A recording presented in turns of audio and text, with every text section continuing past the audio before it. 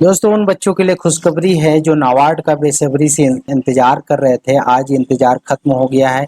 27 जुलाई 2024 को ये final notification out हो चुका है। इसमें असिस्टेंट मैनेजर ग्रेड ए और राज्यसभा के लिए पोस्ट है। तो इस वीडियो में हम लोग पूरा पोस्ट का डिटेल देखेंगे। तो जो बच्चे इसमें फॉर्म भरने वाले, तैयारी करने वाले हैं, वो उसके लिए ये वीडियो बहुत काफी हेल्पफुल होगा। टाइमलाइन पहले डिस्कस करेंगे, कब तक इसका टाइमलाइन रहेगा, कब तक फॉर्म भर पाएंगे, इसका एप्लीकेशन फी कितना होने वाला है, एजुकेशनल क्वालिफिकेशन क्या रखा गया है और कितने पोस्ट है, बहुत इंपॉर्टेंट है, कितने सारे पोस्ट है ये भी देखेंगे। एज लिमिट कितना रखा गया है इसको भी डिस्कस करेंगे। एग्जाम पैटर्न क्या होने वाला है, सिलेबस क्या रखा गया है और सैलरीज क्या होगा, इन सभी पॉइंट्स के बारे में डिस्कस करेंगे। ठीक है, तो आप सभी लोग का एक बार बहुत बहुत स्वागत है हमारे इस यूट्यूब चैनल पे। तो वीडियो को चालू करते हैं। तो इसमें हम लोग देखेंगे क्या क्या जो इन्फॉर्मेशन है जो आपके लिए बहुत इंपॉर्टेंट है। तो पहला है कि एप्लीकेशन का जो टाइमलाइन है ये क्या रखा गया है, 27 जुलाई 2024 से 15 अगस्त 2024 तक है। यदि आप इसका तैयारी करना चाहते हैं, एग्जाम देना चाहते हैं, तो इस बीच में आपको फॉर्म फिल करना होगा। इसके बाद जो है फॉर्म फिल नहीं होगा, डेट क्लोज हो जाएगा। ठीक है, इसका एग्जाम कब होगा, 1 सितंबर 2024 को इसका एग्जाम हो जाएगा। देखिए, इसका एग्जाम जो है 3 फेस में होगा। पहले प्री होगा जो प्रीलिमिनरी बोलते हैं, ये ऑनलाइन एग्जाम होगा, और सेकंड होगा रिटन एग्जाम, और थर्ड होगा इंटरव्यू। तो 3 फेस में इसका एग्जाम होना है। तो फर्स्ट फेस की एग्जाम जो है 1 सितंबर को होगा। अब देखते हैं कि टोटल नंबर ऑफ वैकेंसीज कितना है। इसमें 2 सेक्शन में पोस्ट है। देखिए, एक सेक्शन में एएम यानी कि आरडीवीएस, इसमें पोस्ट ज़्यादा है, इसमें लगभग टोटल 100 पोस्ट है। और दूसरा सेक्शन है एएम राजभाषा, इसमें मात्र 2 पोस्ट है। तो टोटल पोस्ट की संख्या 102 है। अब इसमें से हम लोग जो है डिफरेंट टाइप्स ऑफ डिसिप्लिन है जिसमें अलग अलग पोस्ट की संख्या है।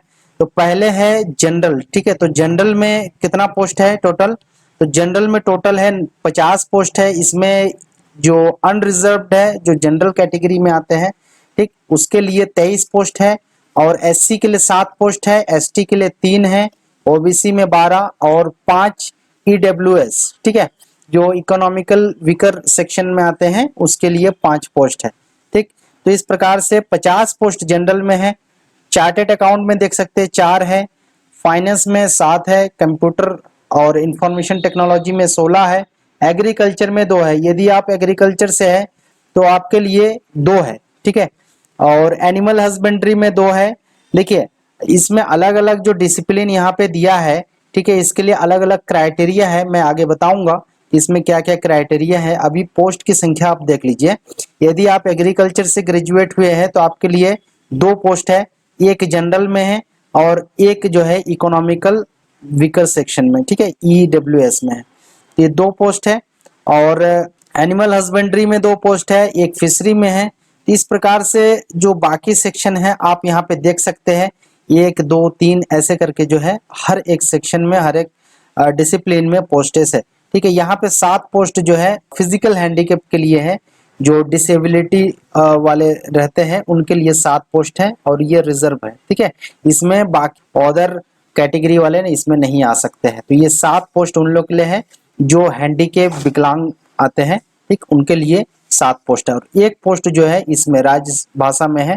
तो ये टोटल जो है 8 पोस्ट जो है विकलांग के लिए है। अब देखिए, नेक्स्ट जो विकलांगता है, जो डिसेबिलिटी है, पीडब्ल्यूबीडी, इनमें जो है कौन कौन से विकलांग को जो एलिजिबल हो पाएंगे, वहां पे किनको किनको ये सीट मिल सकती है। तो 4 कैटेगरी में इनको डिवाइड किया गया है। ठीक है, एक कैटेगरी में ब्लाइंड लो विजन को रखा है। आप इसको देख सकते हैं, मैं इसका ऑफिशियल नोटिफिकेशन अपने टेलीग्राम चैनल पे दे दूंगा। स्काई कृषि कोचिंग नाम से टेलीग्राम चैनल है, या फिर उसका लिंक मैं नीचे डिस्क्रिप्शन पे दे दूंगा। आप वहां से जाके इसका पूरा नोटिफिकेशन आप देख सकते हैं। और बी कैटेगरी में रखा गया है एच हार्ड ऑफ हियरिंग, और बहुत सारे इसमें जो है सी कैटेगरी में रखा गया है। डी कैटेगरी में ये आप देख सकते हैं, और ई कैटेगरी। इस प्रकार से 5 सेक्शन बनाया गया है। ठीक है, तो हर एक सेक्शन में ये जो है वैकेंसीज को डिवाइड कर दिया है। तो इस प्रकार से इसमें जो है टोटल 7 वैकेंसीज है और एक वैकेंसीज जो है राजभाषा के लिए। तो ये डिसेबिलिटी के लिए हो गया है, हैंडीकैप के लिए हो गया है। अब उसके बाद नेक्स्ट चलते हैं। देखिए उसके बाद जो है एक चीज और मैं बता दे रहा हूँ, आपका जो डिसेबिलिटी परसेंट है मिनिमम 40% होना चाहिए सब में, ठीक है। आप किसी भी डिसेबिलिटी क्राइटेरिया में आते हैं के बाद जो है 40% मिनिमम डिसेबिलिटी होना चाहिए। अब जो बहुत इंपॉर्टेंट पॉइंट है जो एलिजिबिलिटी क्राइटेरिया, ठीक है, इसके बारे में देख लेते हैं। तो एजुकेशनल क्वालिफिकेशन, देखिए जो 4th ईयर में जो फाइनल ईयर में पढ़ रहा है, अब उन लोग के मन में रहता है कि हम लोग एलिजिबल हो पाएंगे कि नहीं हो पाएंगे। तो आपका डिग्री जो है 1/7/2024 से पहले कंप्लीट होना चाहिए, ठीक है, तभी आप एलिजिबल हो पाएंगे, अदरवाइज आप नहीं हो पाएंगे। यहाँ पे क्लियर मेंशन कर दिया है।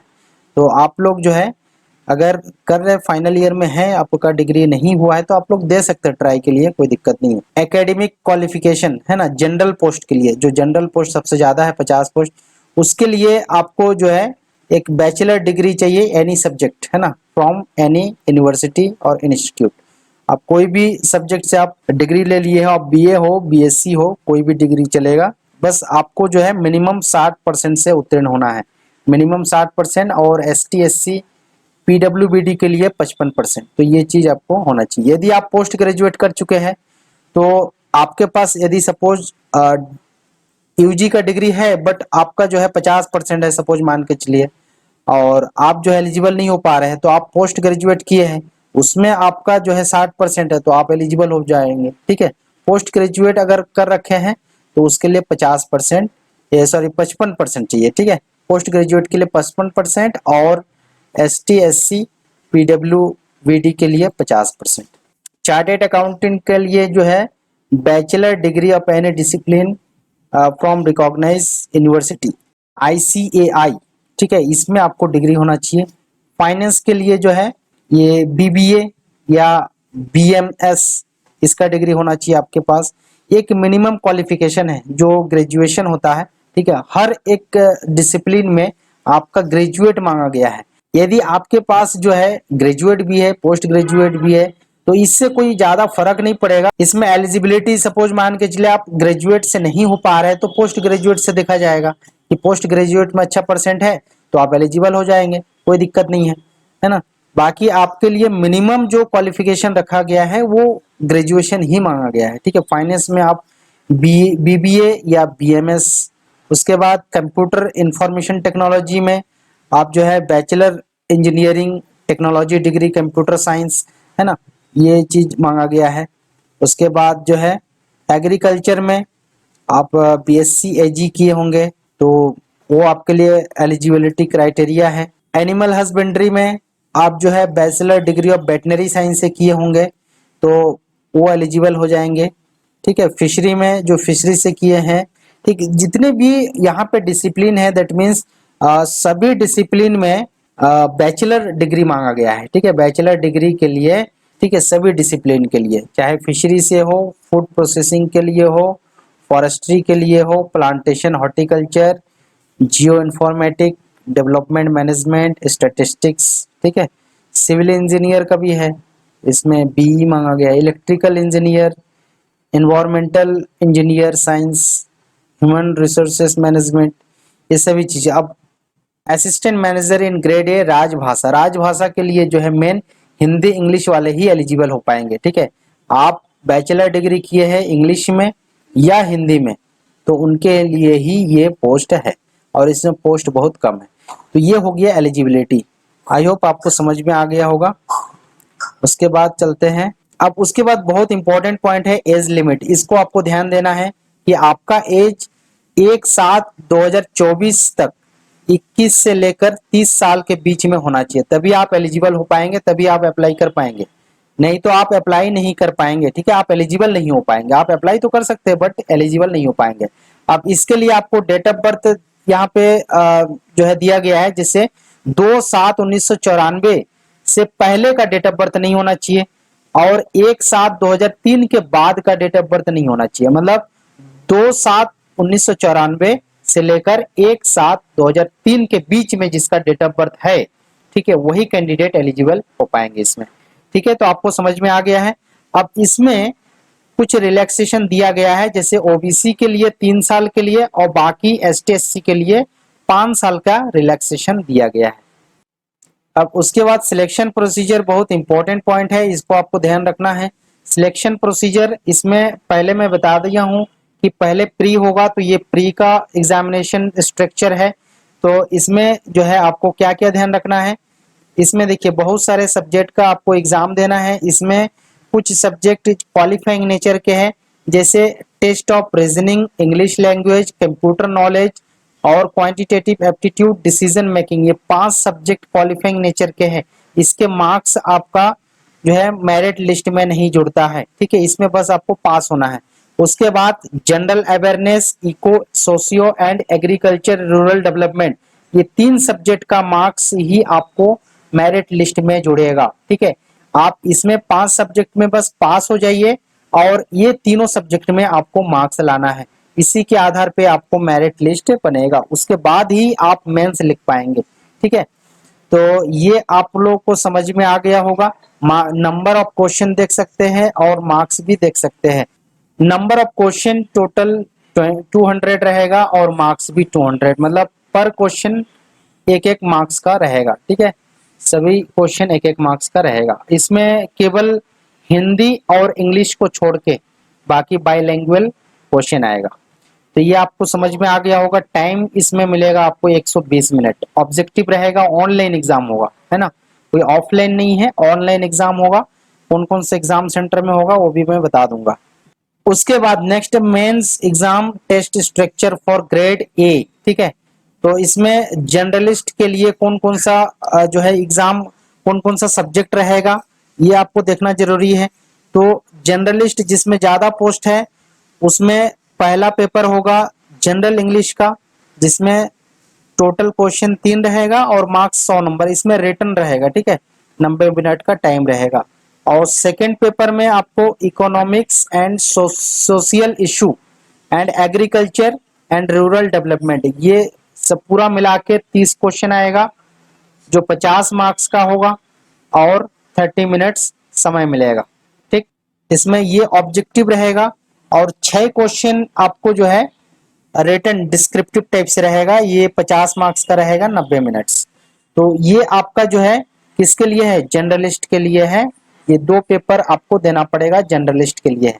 अब जर्नलिस्ट के नीचे जितने भी अलग अलग डिफरेंट डिसिप्लिन के पोस्ट थे, अब उनके लिए स्पेशलिस्ट के लिए आपको फर्स्ट पेपर तो अनिवार्य है, जनरल इंग्लिश, ये तो देना ही पड़ेगा।